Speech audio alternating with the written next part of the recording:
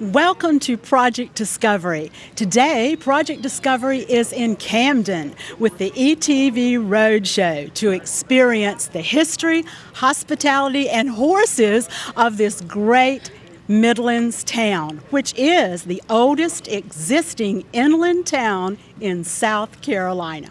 Hello, I'm Betty Jamison with the South Carolina Department of Education, and Project Discovery is a production of the South Carolina Department of Education and ETV. We are here at the historic Camden Revolutionary War site to spend an hour where the British spent a long, rough year. And yes, we're going to talk about history. We're going to talk about Camden's history in terms of the Revolutionary War and about the history of horses, particularly steeplechase racing. And then later in the program, we're going to be taking student phone calls via our toll-free number. So stay tuned for all that. You'll get to talk to our reenactors and our experts. But first, let's take a look at a segment from the Battle of Camden to learn about the battle. This was produced by ETV's Sumter ETV's Bruce Mayer. So let's take a look at the Battle of Camden. In 45 minutes, the Battle of Camden, South Carolina was over. In what has been christened one of the worst defeats by the Americans in the Revolutionary War, the beaten and demoralized American army could now only look to, perhaps, pick up the pieces and fight another day.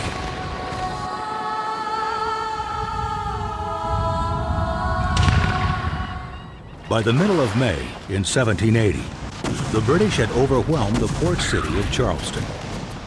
Beginning on April 2nd, this 1.5-month siege, orchestrated by British General Sir Henry Clinton, had culminated with the surrender of American General Benjamin Lincoln and his American army.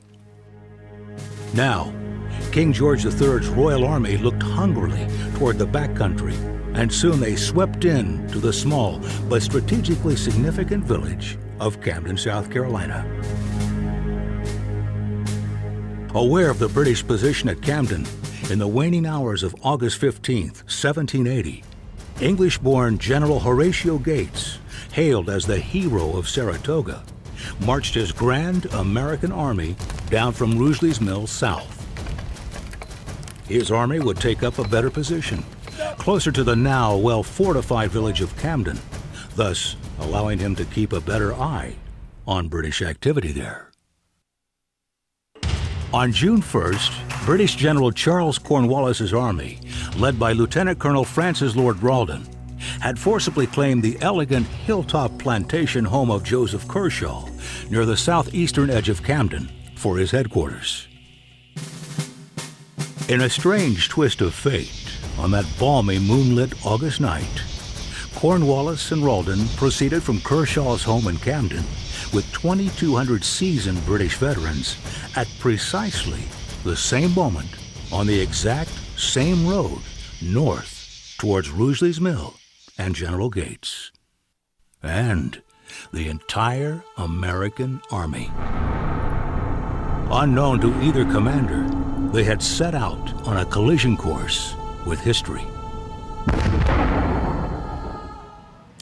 That was a crushing blow for the Americans, and that happened just north of where we are today on Project Discovery with the ETV Roadshow. We are here at the historic Camden Revolutionary War site, and I have some special guests joining me. You might wonder why they are looking the way they are, but we're going to find that out. And here is Ron Custer, who is a reenactor, along with Jennifer Lee, and we both are very happy to have you on Project Discovery. It's our pleasure. So, Ron, Absolutely. tell us a little bit about who you are and why you're dressed like that. I'm a private in the Majesty's Services. Just a little example of what I'm wearing: a cocked hat or tricorn, neck stock. I have a The great neck, coat. the black on your neck, and what's that That's supposed protect to do? you from sword. Oh, so if a sword comes at you, it's really Correct. hard and repel help. the sword. It'll help protect your neck. Of course, I have a bayonet and a sword. The bayonet is the extra weapon for the musket for protection at a distance. And what is this pack you have over here? The pack I have on my side is a cartridge box which houses or holds all your black powder. And that's sort of like the size of a small backpack of something. Yes, it is, and it holds your paper cartridge. Right. Now, are your clothes authentic to the period? They are authentic to 1776 to 1780. I'm a British private.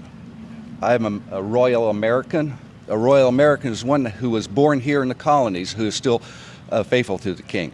So if you had been in the Battle of Camden, you would have been victorious, you would have been Correct. a private, and you would have been serving under Lord Cornwallis. Correct. Right. And then you would have been staying right here on this site. Behind us, when we go to the wide shot, you'll see the historic Kershaw Cornwallis house, and we'll be talking more about that in just a few minutes. Yes, ma'am. But you might have stayed right over here within the Camped palisade. out right in the grounds of Cornwallis's house. Wow. Now, have you been doing reenactments for a long time? I've been doing living history since the bicentennial days. And why do you like doing it? Oh, history, living history. It's so much fun to get involved with, to learn about history. Here you have hands-on living history. You get to learn, you eat, drink, sleep, as they did in the 18th century. So today you're actually getting to sit in a chair and Yes, be this is comfortable very rare. in our 21st century. But if you were really here doing the living history, you would be doing exactly what you'd be eating, drinking, sleeping. Drilling all day or standing guards on post. And let's ask Jennifer, what would you be doing, Jennifer? Well, actually, more often than not, I appear here at Historic Camden as Mary Kershaw, who was one of Joseph Kershaw's daughters, and he was the founding father. He's actually the man who built the original house that our dear friend Ron would have come in and taken away from us after the battle, well, actually before the Battle of Camden. Okay, so let's talk a little bit about the history of this area. It was originally called Fredericksburg, correct? Right. In 1733, that's when Fredericksburg was founded. There had been a survey of the area done by James St. Julian for King George II, and they wanted to have 11 townships on the interior of North and South Carolina, specifically one on the River Wateree. And part of the reason that that was so important is because you could get here by the river, and you could also get here by the road, which then was known as the Old Catawba Path and is now Highway 521. Okay, we're going to talk more about that and how it became Camden. But let's open our phone lines now to our students across South Carolina. If you'd like to give us a call, that number is 1-800-763-ETV1. That's 1-800-763-3881. Or if you are in the Columbia area, we invite you to call us at 252-1134.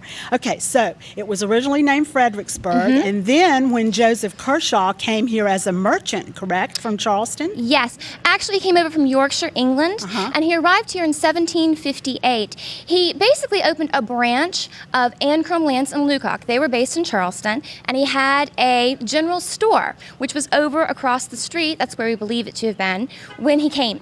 So it was called Pine Tree Hill because of all of the pine trees, which of course later on were... And now in this area we have an elementary school named Pine Tree Hill, so that name continues. Yes, it does. Then when did it become Camden? Well, he was a huge champion for colonial rights, and he really admired Charles Pratt, Lord Camden, who was a champion for colonial rights in Parliament. So he changed the name, showing his feeling that America should be free, and in honor of the man who felt kind of the same way, at least to a certain extent, over in England. So we went from Fredericksburg to Pine Tree Hill, and then to Camden, named after this supporter in Parliament in England. That's great. Okay, so what happened then in 1780? Joseph Kershaw was building this beautiful house behind us, which is a two-story, It's really gorgeous. 3 stories. It is 3 stories, Yes. and it's gorgeous architecture. Georgian architecture, yes. Okay, so he was building this house, and then Cornwallis marched in from Charleston. And what happened? Well, on June 1st of 1780, after the fall of Charleston, basically the citizens of Camden realized that they were not going to have a prayer as far as standing up against the army coming in. So they went out and they met the British, and they surrendered. The story goes that the white flag was sewn, I believe, by the Reverend's wife. And they greet him, and they're like, well, here's Camden. At that point in time, because Joseph was believed to be such a dangerous patriot, he was jailed immediately. Oh, wow. So Cornwallis just said bye to you, yeah, right? forget this. And took over his house? Yes, as his headquarters.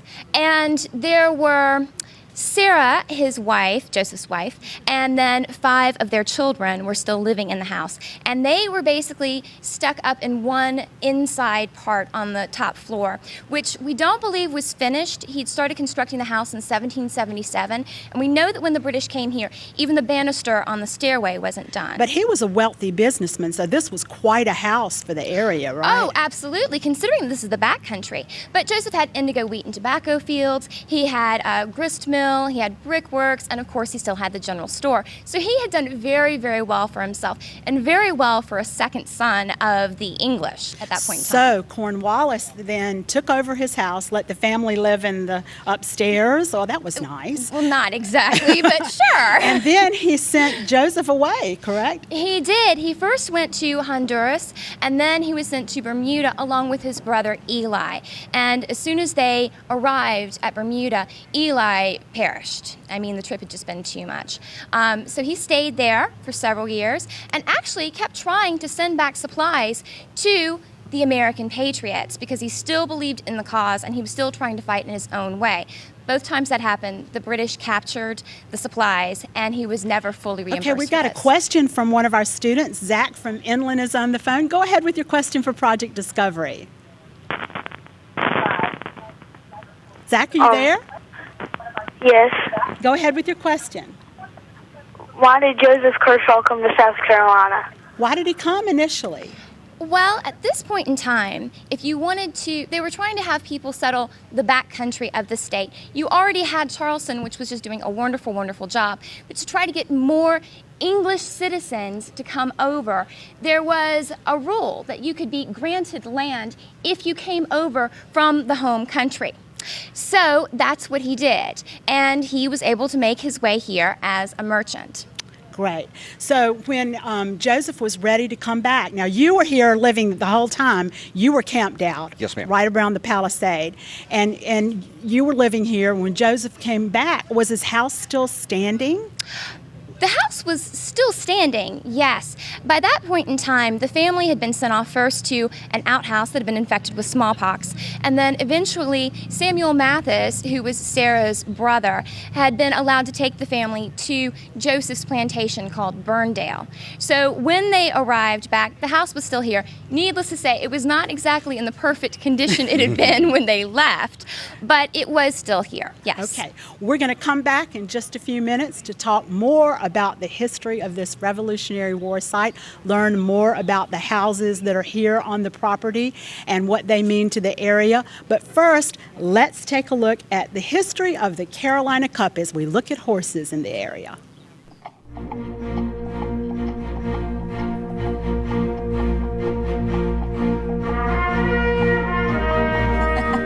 The history of the Carolina Cup. That's a hard one to recap because it's 70 years to just put in a few minutes. The Carolina Cup started in 1930. Harry Kirkover and Mr. Woodward had schemed to build a course here at Springdale Racecourse that would be, in their words, the finest course in America, one where you could see every single fence by standing only in one place. That was truly unique at that time. Patrons of those 1930 races just leaned against the rail, sort of parked back in the area that's now the grandstand, but being attended by 3,000 then compared to our 70,000 these days. The facilities have changed, but the basic track has not changed at all. We still run pretty much over the same area that was run in 1930. So again, just a great heritage. And we want to thank Mark Adams for that wonderful piece on the Carolina Cup history. And sitting here with me right now is Hope Cooper. She is the executive director of the National Steeplechase Museum that is right here in Camden, South Carolina. How are you doing? It is indeed, and Amanda, it's just great to have the ETV Roadshow here in our town. And you just celebrated your 51st Carolina Cup appearance. Well, I hate to admit that. Of course, I was only one when I went to the first. No, not really true. I truly have enjoyed 51 years of celebrating the Carolina Cup races. First year I came was 1957, and as a matter of fact, I was visiting one of your earlier guests, Reed Buckley, at his family house. How do you think it's changed in the last 51 years? I can only imagine the differences it's seen in the history, just the making of it. Well, I know when I was involved with the races, we certainly saw tremendous quantum leap jumps in both the amount of people that attended, the general interest, the publicity, and since Wendy Kingsley has come in as the marketing director, she could comment on even many more jumps. So much, much bigger event, much more important event. But the one consistent thing, of course, has always been the horses, Right. And the love of the people of Camden for the horses and the joy they have celebrating that event. Let's talk a little bit about the history of the Cup before we get into what it means for Camden. I know that in the 40s it closed down for World War II. What happened in those 3 years that made it then different than when it came back? Well, racing, of course, all across America was dark during those World War II years. I will have to confess, Camdenites did not give up racing. We did not run the Carolina Cup in those war years, but we had a circuit, a South Carolina circuit of racing, not steeplechasing, it was flat racing. It was run in the country, but we did race locally through all those years. The year that we started again was 1946, and of course that was the victory race, and it was dedicated to all the people that had fought valiantly in World War II. Explain to me a little bit about the differences between the steeplechasing and the flat racing. Well, I'm sure when Arch comes on your show, he can define even further, but just sort of layman's knowledge, flat racing is what people are very used to seeing. We've just seen the Preakness and the Kentucky Derby, which are the epitome of flat racing, and the Preakness to soon come up. We have flat training facilities here in Camden, and many flat horses are trained here, go on to great futures. But I think we're very unique in that we have specifically been set up for steeplechase training since 1928. And we have been the mecca for steeplechase horses in those early years. Things have changed a lot. The great large private family owners don't very much exist anymore. You see many more partnerships and syndicates in racing these days. So there's been that change. But certainly Springdale Racecourse has been the seat of steeplechasing since 1928. Now, with the economy, when we were talking earlier, you said almost 75,000 people visit Camden for the two races you guys hold here. Yes, I would say that's probably a reasonable number. We have the Carolina Cup every spring. We have the Colonial Cup every fall. The Colonial Cup was actually founded as part of the Tricentennial for South Carolina in 1970. That was the inaugural race. So it's a much younger race, but in terms of the epitome of steeplechasing in America, it's the last race of the year, or has traditionally been, and it's makes Springdale Racecourse where champions are crowned. Well, give us a little insight of what 75,000 people can do for the economy here in Camden, South Carolina. Well, again, I wish I had Wendy sitting beside me because she's much better with the numbers, but it is $5 to $7 million per year that flows through as a sort of direct impact, and that includes everything from people buying cup outfits to the amount of entertaining that goes on to the purchases of tickets. It's a tremendous impact. But along with making money in the economy, it also has to give Camden, South Carolina, look, 75,000 new people are coming to visit your town.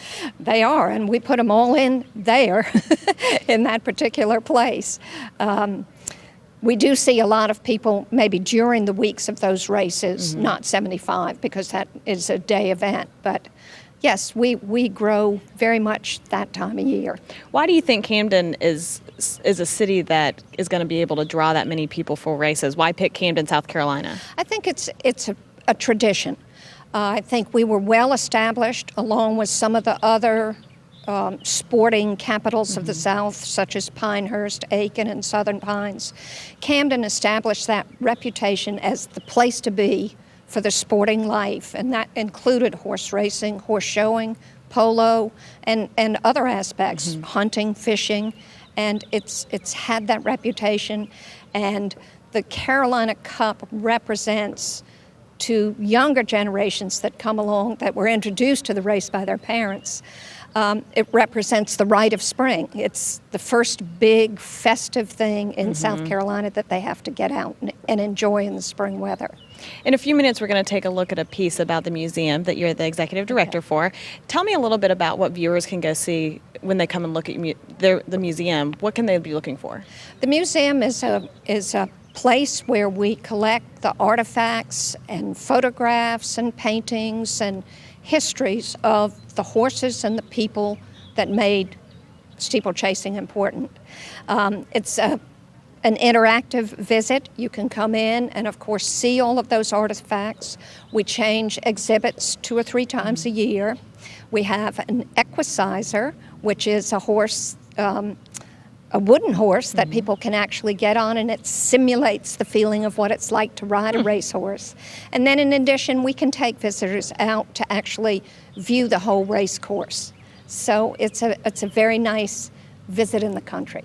And what some people may not know is when you win the Carolina Cup or the Colonial Cup, you don't take the big trophy home with you. You guys actually keep it in your museum so people can come through and see what these people are actually winning. Exactly. Those 2 race trophies, along with other ones, are always on exhibit in the museum.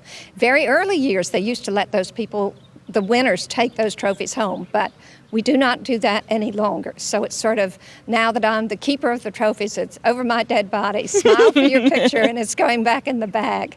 So it's great to be able to share it with the general public instead of having it out of circulation for a year. Well, but they do get very nice replicas. Well, great. Well, thank you, Hope, and you'll be back in the program with us a little later. But right now we're going to take a look at the Cup Museum package to learn a little bit more about the museum that Hope works for. The Board of Trustees of the Carolina Cup Racing Association decided in spring of 1997 that they would take on a project to build a steeplechase museum here on the premises of Springdale Racecourse. We built the museum really for 2 major reasons. One, Springdale Racecourse has such a heritage and a past that is so imbued in steeplechasing that we thought it was certainly an appropriate site to have some sort of monument or reminder of the history of steeplechasing.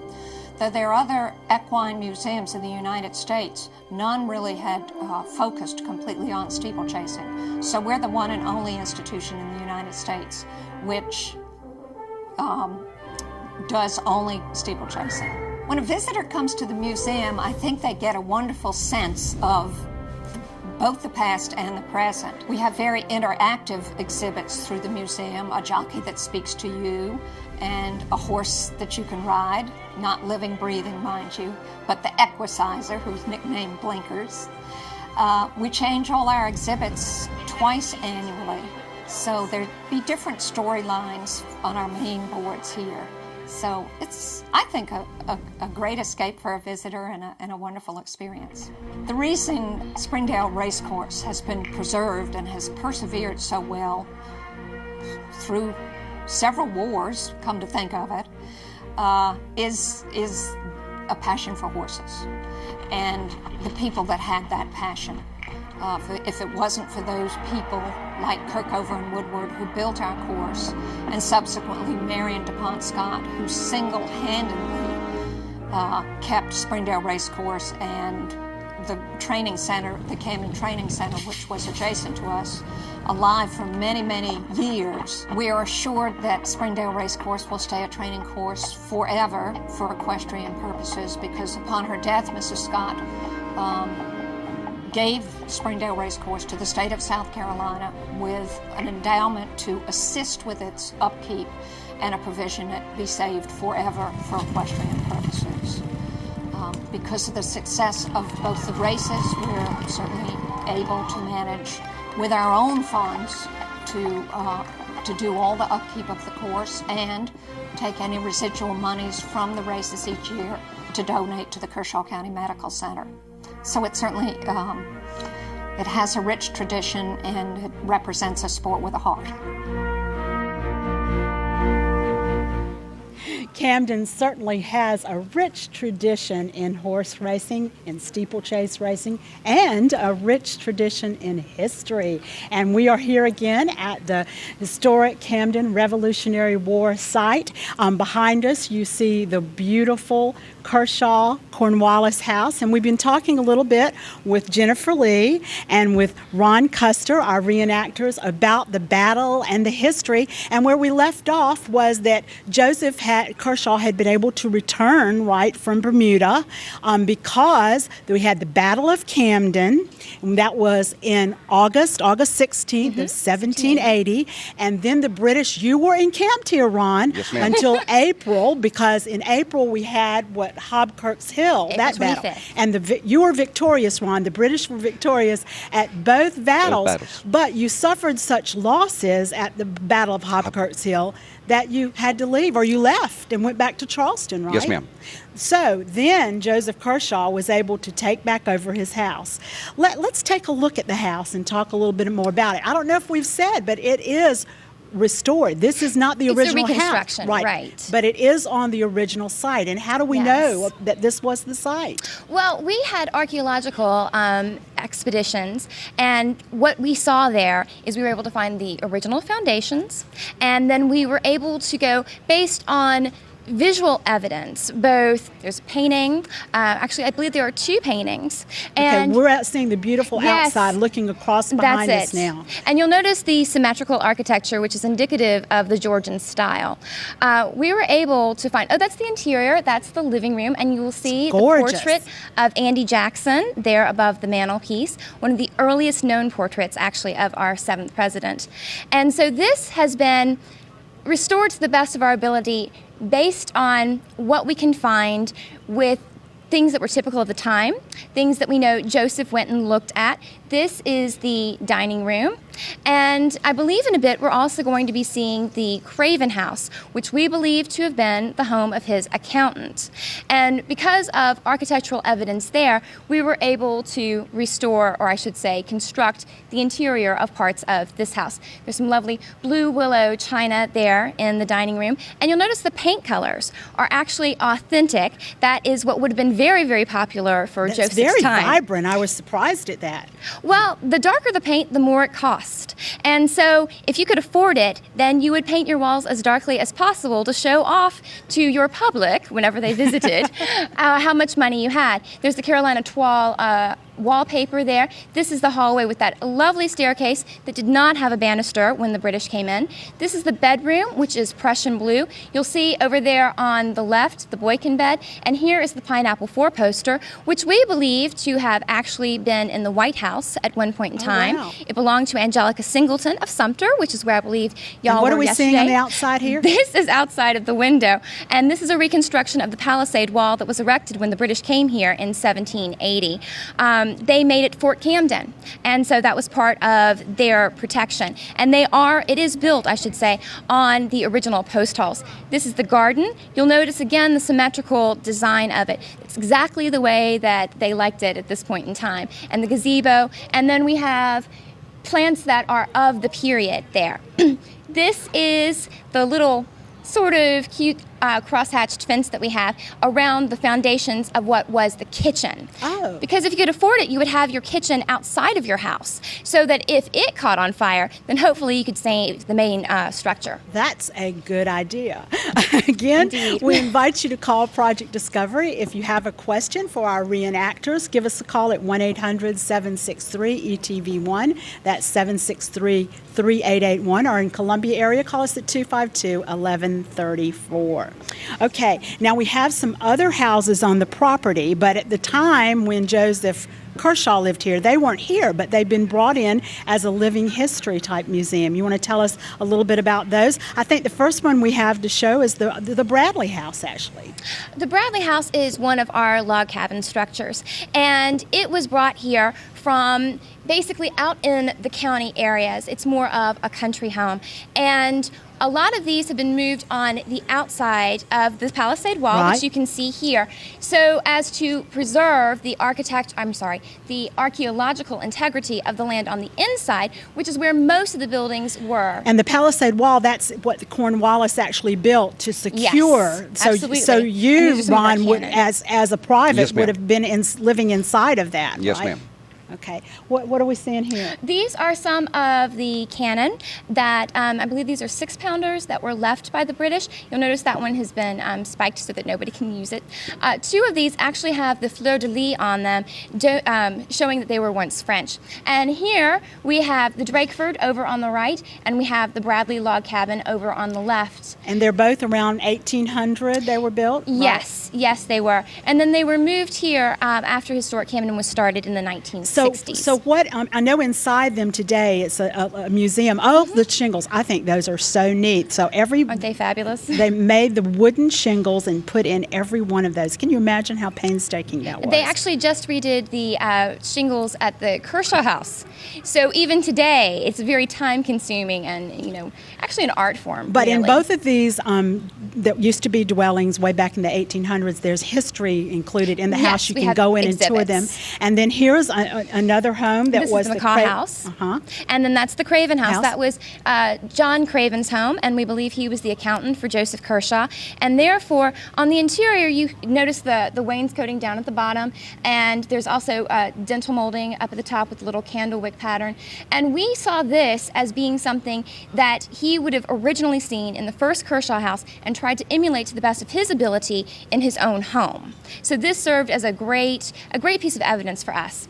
And there's a lovely portrait of our beloved Baron de Kalb, who was a huge, wonderful hero, was mortally wounded at the Battle of Camden. And he was a hero because when Gates ran to North Carolina, he stayed behind and he fought with all of his men. So he is a hero, and he looks like it in that portrait. Doesn't he? too. So jaunty.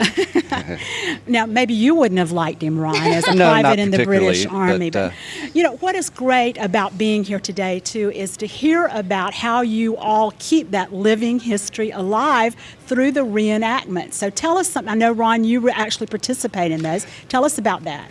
It's a way of life, really. It's a hobby that you get involved with, that you just want to tell everyone everything that you've learned. That's why I enjoy doing school groups here at Historic Camden, so I can give the children a hands-on. I let them hold the musket, let them feel what it's like to hold a musket. How See if much does that weigh, anyway? You're looking at about 14 pounds right Okay. here. That's Okay, we very have- awkward. Okay, we thought we had someone in the line, but we don't. But tell us about that special time in November when there's a big event here. First weekend in November, Revolutionary War Days here in Camden. We'll have anywhere up to 200 to 400 reenactors here. And all encamped? What all's going on? Two separate camps. You have your Continentals, your Americans, your Patriots on one side of the road, and up at the Kershaw House we'll have the British encampment. So you have the encampments and people can walk by and see how you would live, and what other activities go on? They can walk through. We'll have tents open, period tents open. We have cooking going on all day long, of course. Drill. There's be units out drilling and or artillery practicing during the day. And then in the afternoon we have our battle reenactment. Wow. So children who come, students Yes. from South Carolina who come to visit, what can they do at those? We have colonial games which we get them involved in. Plus we have wooden swords and wooden muskets for them to emulate the soldiers. And they can actually be conscripted into the King's Army, and they are drilled. It's called the kids' conscription. So yes, they can really get a true sense of what it was like to be part of that. Oh, that sounds exciting. Now, can the girls do that too? Oh, absolutely. Absolutely, yes. Yes, we're very equal opportunity here in our battles. Okay. Again, we invite you to call Project Discovery if you have a question about history or about horses. Call us at 1-800-763-ETV1. If you're local in Columbia, 252-1134. Well, this is really exciting. We haven't told folks where we're located. We're really off. This is off I-20 down Highway 521, about a mile and a half toward Camden. You can't miss it. There's a big sign. So bring your family. There's lots to do and see, even if you don't come during the Revolutionary War days. But that would be a special time to come. So we invite you to come and visit some of the things we've talked about. But right now, we're going to take a look at how you can discover history. This is another segment produced by Bruce Mayer as we take a look at how people are out and about looking for history here every day. Since that scorching day of August 16th, 1780, historians have searched portions of the battlefield for souvenirs from that bloody encounter known as the Battle of Camden. In the early days, many plucked out musket balls embedded in trees, or found a gun or sword or a shoe buckle in a ravine. The explorers in more recent years have developed a strong connection to the battle site as a result of their many years roaming the field of battle in their attempt to piece together the story. With a fairly recent advent of metal detection equipment and the upsurge of archaeological interest, the artifacts recovered are now beginning to paint a clear picture of the confrontation north of Camden. What we're trying to do is to understand how the battle unfolded by looking at the artifacts that are still in the ground and artifacts that have been found by relic collectors in the past. And if we can precisely locate where those artifacts were found, the different kinds of artifacts from British musket balls, American musket balls, and different kinds of accoutrements and gun parts, we can get an understanding of where the troops moved, where they were firing, where they were dropping artifacts, musket balls and that sort of thing. And we can begin to understand and see where their lines were, where they maneuvered, and how the British different soldiers retreated in the case of the American militia, and how the Americans stood firm on the right flank. Artifact collecting on the battlefield has gone on since really since the day of the battle. People have gone out and kicked around to try to find a knife or a sword or a flintlock pistol or something laying on the ground after the battle, and this has gone on up until the present day. And then back in the, I think, 60s, when people started using metal detectors on the battlefield, that enabled you to get below the surface and find some of these things like buckles, buttons, things like that. Most of the buttons that you find are just plain buttons, brass buttons, pewter, good many pewter buttons, but some are regimental buttons. They have the name of the regiment, like the 23rd Regiment, or they could be continental buttons that would have the USA on the front of the button. But all these things have painted a clearer picture, I think, of the battle. You see the painting on the side. And welcome back to our outside studio here in Camden. We are joined back with Hope Cooper of the National Steeplechase Museum.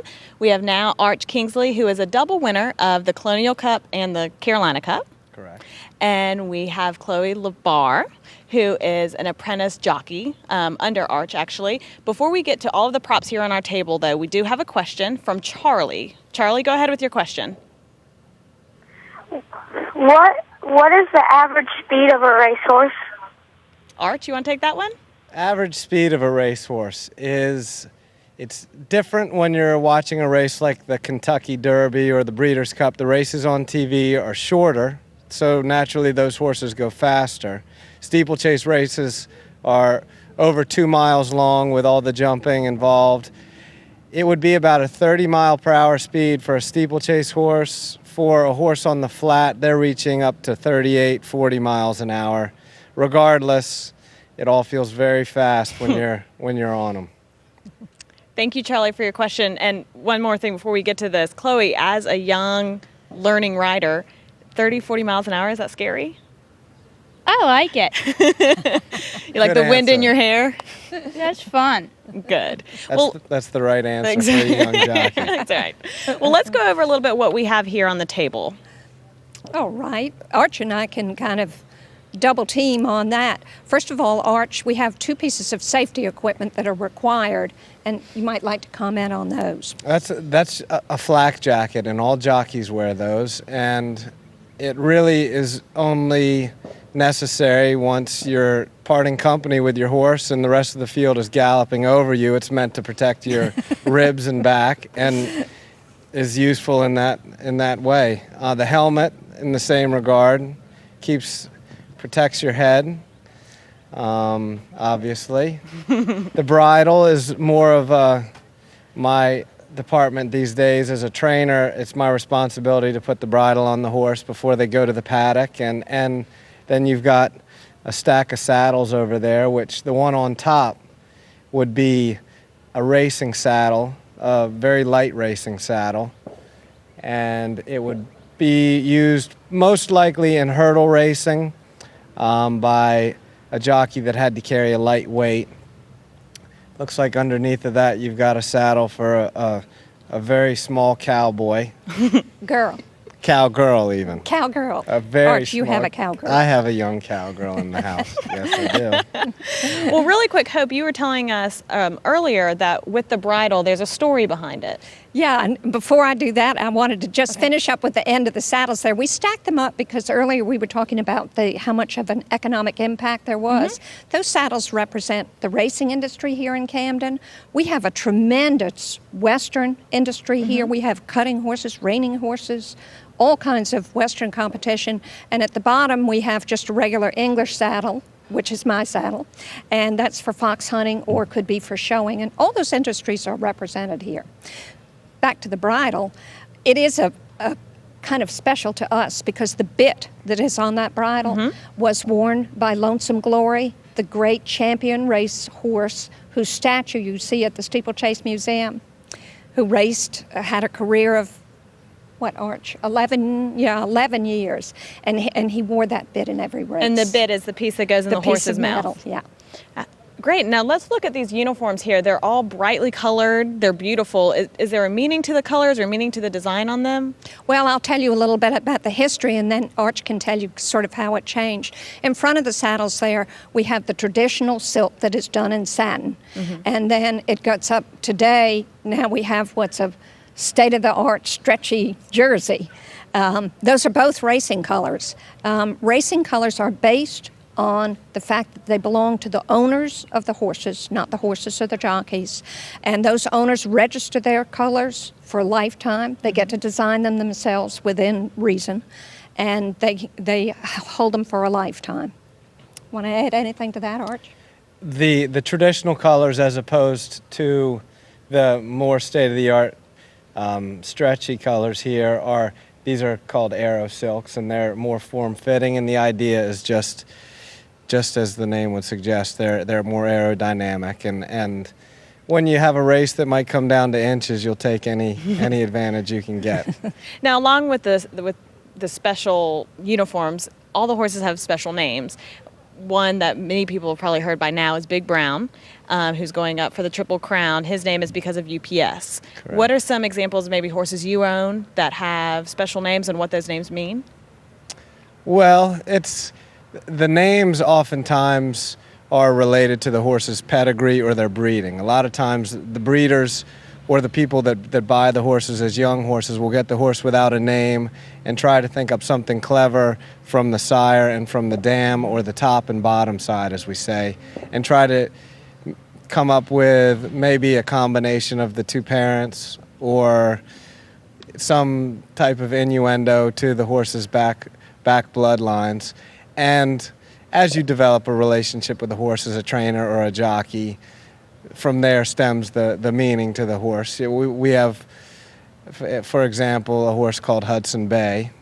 Very, very significant horse in my life, and a family pet now that he's retired from racing. He's great fun to have around. And, you know, the name Hudson in our household means an awful lot. It would be hard to fit it all into this program. So maybe to the general public, it doesn't represent anything particularly symbolic, but Hudson Bay is the man in the Kingsley household. Now, Chloe, what's the name of the horse that you train on? I train on a few different horses. There's Pleasant Pick and Kill Devil Rum and Resign If Elected. There's a lot of them. Which one's your favorite? Probably Resign If Elected.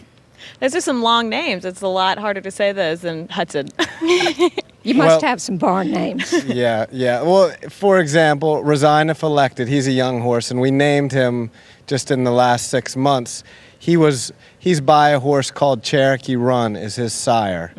Now, Will Rogers was a famous Cherokee Indian and entertainer, and at one point was told by his minions of fans that they wanted Will Rogers for president, and Will Rogers' comment was, I will resign if elected. So there's an example of where a name comes from. A good example. Chloe, how old are you?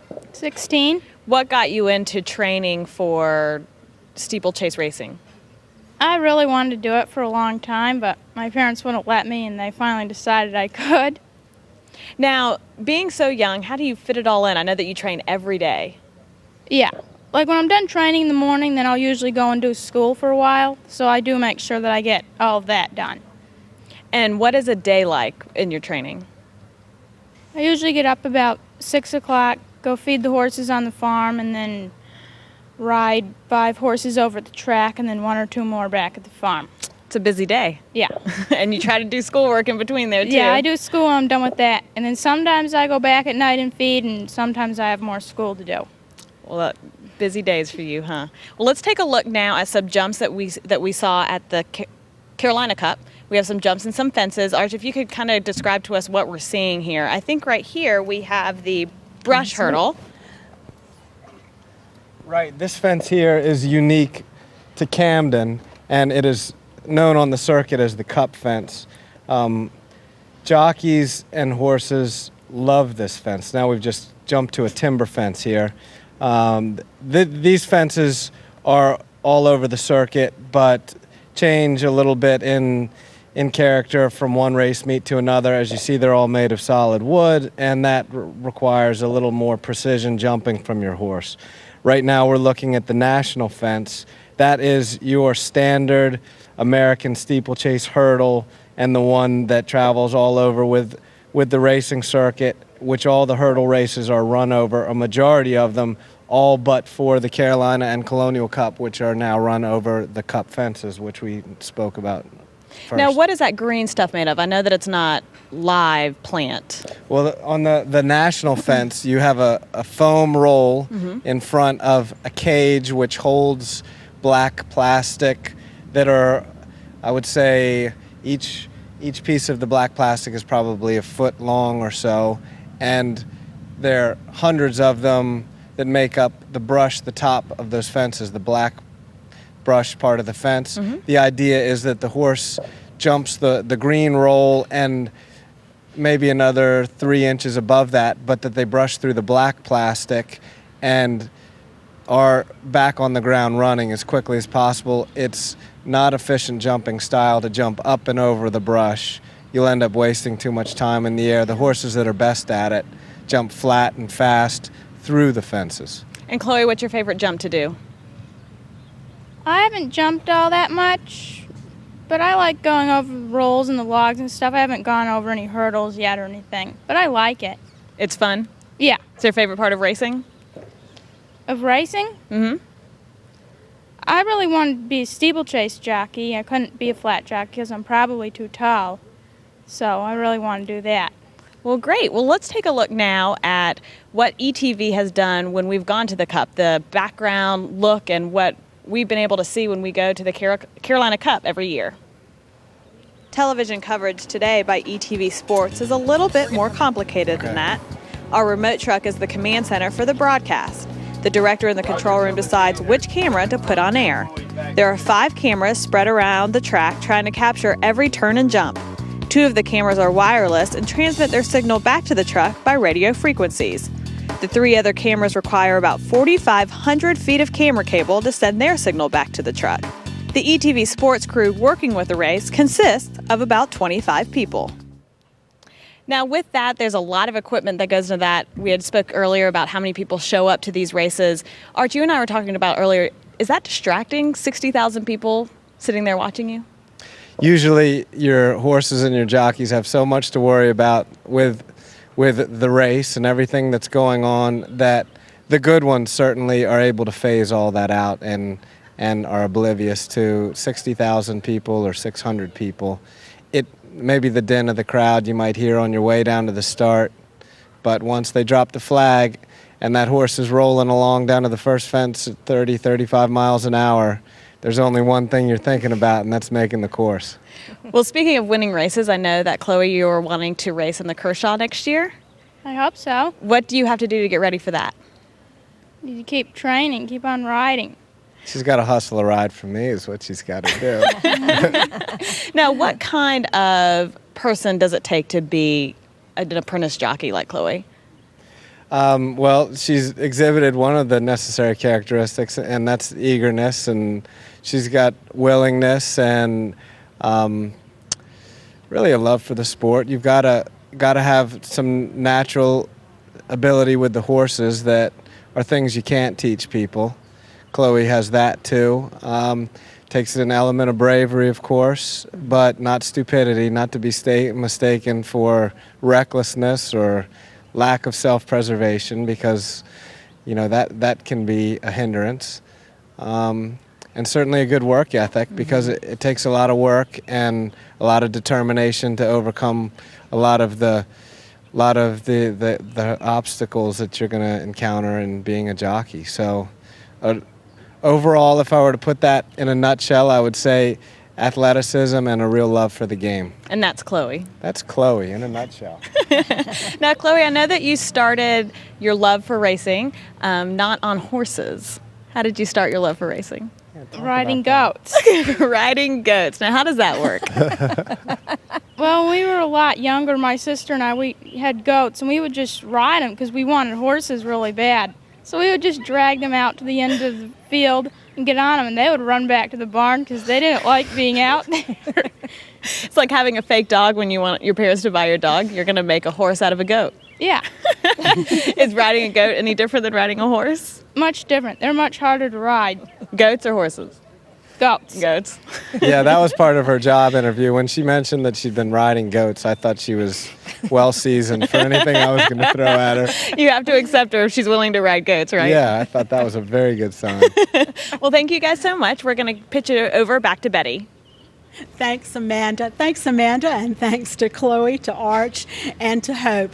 Great job. You can tell Camden loves its horses and loves the history. Again, you're watching Project Discovery. We're here in Camden with the ETV Roadshow, and we're talking about horses, history, and the great hospitality of this inland, the oldest existing inland town in South Carolina, Camden, South Carolina. Okay, I'm back with my guests. This is Jennifer Lee and Ron Custer. They are reenactors. Jennifer, we talked a little bit about Ron and what he's wearing and what he would have been doing as a British private in the war. What would you have been doing as you have been a lady as the daughter of Joseph, right? Right. Kershaw. And so my outfit is indicative of that. I have the chemise and the corset, and then I have the jacket with the stomacher. I have the... So you have the corset and the stomacher. What does that feel like? Interesting. So really it's just sucking you in? It is, and actually, children would have started wearing these, females, I should say, about the age of 5 or 6. But it definitely gives you really good posture, so that's always a plus. But you'll notice that my hair is covered, and that is partially because when you're cooking if you don't have any servants over an open fire. And so you have to protect your hair from the flames and from all the little sparks. But also, they didn't wash their hair as often as we do, so it would protect it from getting dirty, and also, as far as I'm concerned, I think kind of hide it too. But I have the hat that protects me from the sun, and then I also have the petticoat and the little shoes. So what would you have done? What would your daily routine have been as the daughter of Joseph Kershaw, living in the Kershaw-Cornwallis house? Well, before the war, it would have basically been a day filled with needlepoint, embroidery. Of course, I would have been taught to read, but not a lot of ladies would have been. The education for girls was very, very different than it would have been for boys, but it would have been all about taking care of the other children.